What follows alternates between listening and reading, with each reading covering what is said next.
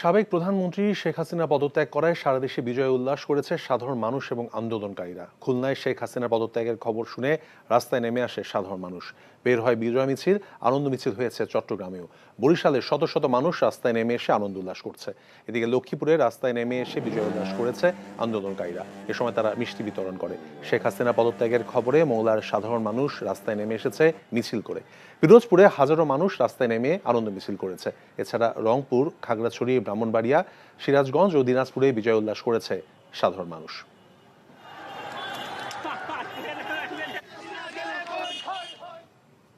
যেটা আপনাদেরকে